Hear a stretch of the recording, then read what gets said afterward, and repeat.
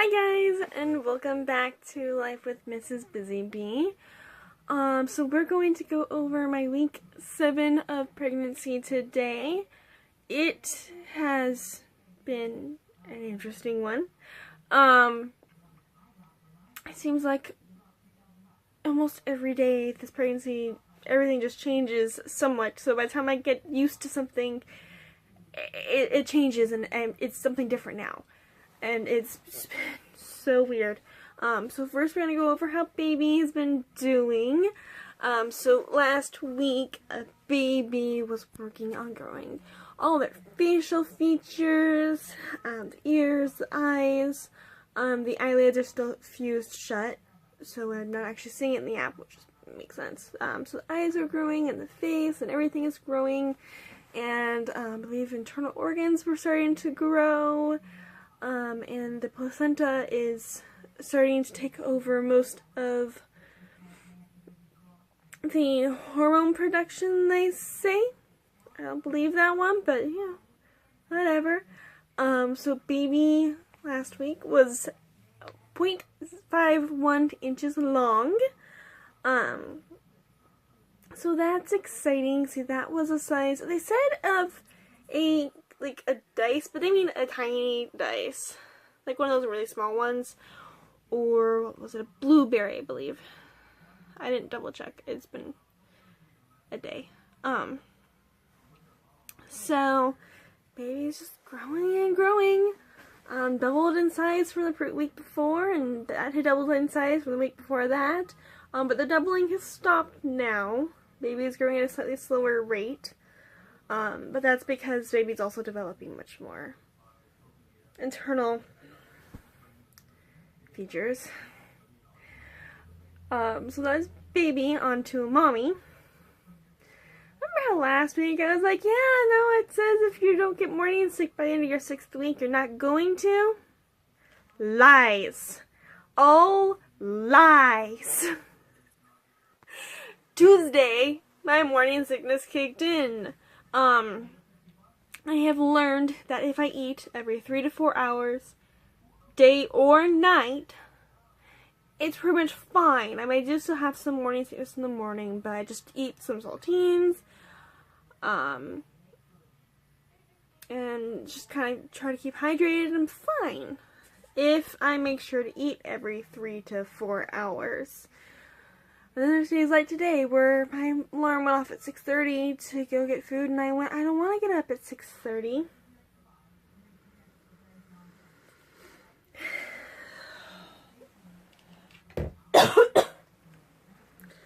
to go eat. I got up at 2:30 and 10:30. I don't wanna. So it's definitely not been a fun day for me today.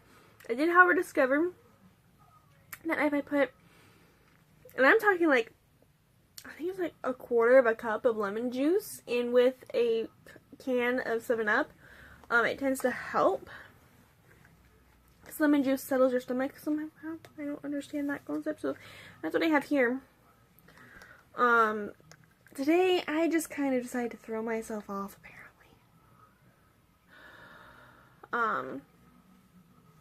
I'm going to take an afternoon nap because I'm tired, because now I'm getting up every 3 to 4 hours to consume, I mean, I'm talking a banana, or a couple handfuls of carrots, or I'm just talking small things to snack on, is all I need. But it's still a lot. It's still, I love my sleep, and I didn't want to get up. I didn't really go back to sleep after my alarm went off this morning at 6:30. But that's a whole other story. I need to actually go down and find food. I went down about 2 hours ago to find food, but I just snacked. It was just a light snack, because my snack was still... Thankfully, it's just nausea. Friday, it got close to being a little more than nausea, but I was able to keep it down. It was fine. But it's not, it's 6 more weeks until my second trimester. I'm 1 week down, 6-ish weeks left. I mean, it could go away as early as like 12 weeks, could stay as long as like 17 weeks. So, but I'm 8 weeks today. It's actually 5 o'clock when I'm recording this. I've just had a really crappy day. I took a nap because I was tired, and then I woke up from my nap, but now I'm still tired, and I have a headache, and I don't feel well. I still woke up morning and sick. One of the things that's been nice about my morning sickness is it does actually seem to be true. Morning sickness. I get it from pretty much the time I'm up, and then about 12:31 it goes away. And my peak times most often right now seem to be, and this might change now that I'm getting up at the night to eat. My peak times seem to be like between 1 and 4 in the afternoon, which is good for work. Because that means I'm in my best when I'm at work, which is good, because I hate not feeling well. I hate feeling nauseous. Right now my stomach's just very empty because I haven't eaten. I have been living off of saltines, and I had some multigrain Cheerios. I mean, some small bowl, a little bit ago. But about 4 o'clock, I start to get hungry again, but I leave work anywhere between 4:30 and 5:30, so I don't see the point at work of taking time to go find something to eat, and, spend 5-10 minutes doing that, and then having to go home 20 minutes later. So, by the time I get home, I don't feel good because I need to eat because I went too long without eating. And then I'm tired. So, and I will literally sleep from like 9 o'clock, 9:30 to 8 o'clock in the morning, and then take an afternoon nap. The exhaustion some days is no joke whatsoever. I'm trying to make sure the camera stays focused on me, but I don't have the energy to hold my camera up. I barely have the energy to do laundry.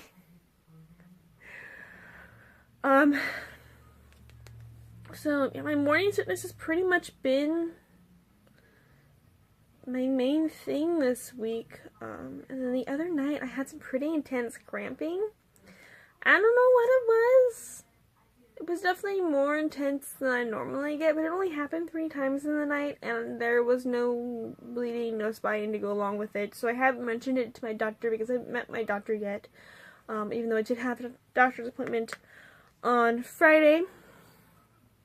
I also went in and had my WIC appointment, so I'm now on WIC, which is awesome. I don't get a whole lot from it, but it's enough to help around the house, especially now that I have to eat healthier. My husband has suddenly decided that I'm not allowed to eat white rice, and now I have to eat brown rice, and brown rice is okay, not my favorite. I prefer sticky white rice. But now he's decided I need to have brown rice, which isn't bad if you fry it. I'll give you that one. It makes pretty good fried rice. So I don't know. That's from our WIC appointment, because WIC doesn't cover white rice. It only covers brown rice. And then I went straight from that to where she took a sample of my blood to test my iron levels. Wow, it's actually practically gone. To make sure that they're where they're supposed to be. Otherwise, they need me to come in earlier, which they need me to come in earlier anyway. I think it's mostly just because I'm overweight, but my pre-pregnancy weight, which I thought was like 195, is actually like 202. I weigh 202 now, which I would say is actually my pre-pregnancy weight, but according to their things and whatnot, I've gained 7 pounds in 7 weeks, which is way too much. And I'm like, it's probably not. I haven't weighed myself since August. I'm fairly certain it's probably 202. But whatever. So we went from that appointment to the specialist at the clinic, which spent an hour. We did family history, my family history, the husband's family history, and because I'm slightly overweight, okay, she said my BMI was a little high, which I know what that means. It's a little frustrating because from my hips down, I am mostly muscle. There's very little fat there. And that it didn't used to be there. So it's really annoying that, yes, my weight is so high. However, so much of that is muscle. It's frustrating. It's the one downside to working out. Because I'm not dieting. I'm not trying to lose weight. I'm just working out and being active. So, I have gained weight. So, I got to do the lovely, fun, surprise glucose test, which I'm a little annoyed with the specialist, because I'm supposed to down this drink, which, when he first started, it really isn't that bad. But by the time you get about 2/3, 3/4 of the way through, you're like, okay, can I stop now? Can I have water? No. You can't eat, and you can't drink once you take this stuff.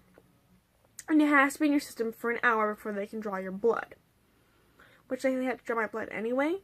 But she knew from basically 10 minutes into the appointment that we need to do this, and then waited until 40 minutes into the appointment to give me the drink. So, here I am, hungry, because by the time I got to the clinic, I was just barely getting off my morning sickness, so I hadn't hardly eaten anything.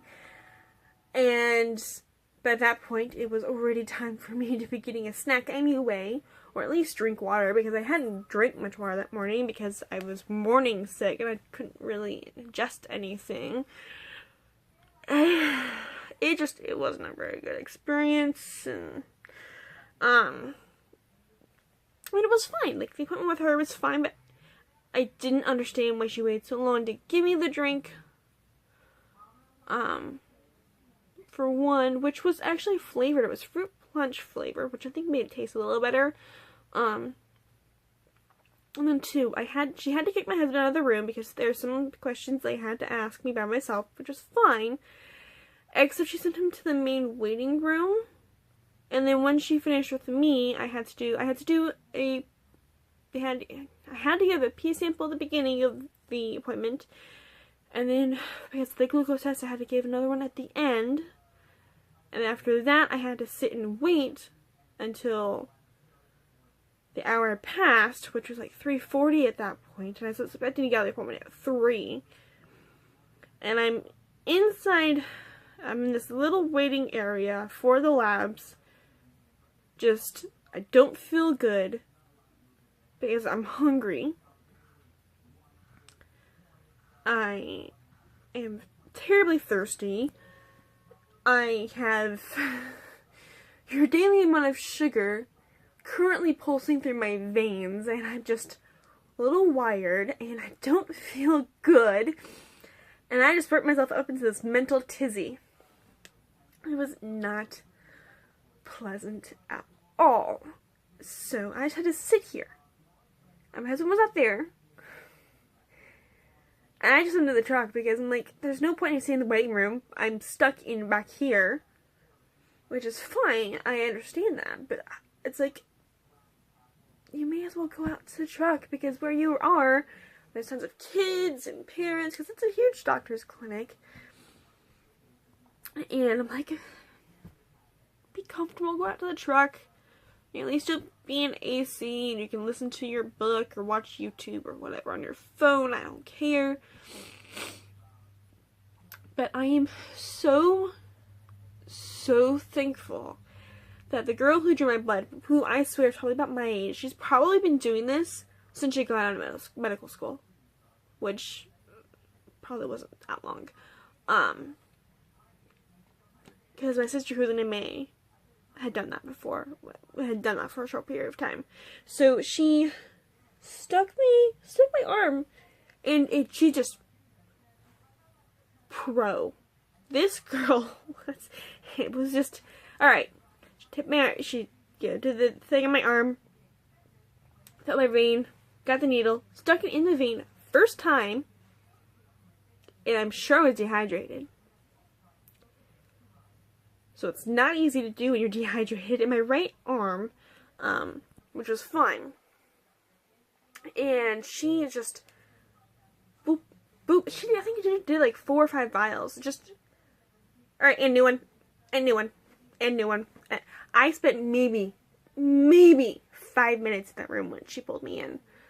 And it was so quick, and I had the smallest little bruise. There's actually not much of it left. I can see it because I know where it's at, but you probably wouldn't notice, and I have to have it in a certain light to be able to see it. So, she was so good. I was shocked and so thankful because I was not in a good mindset.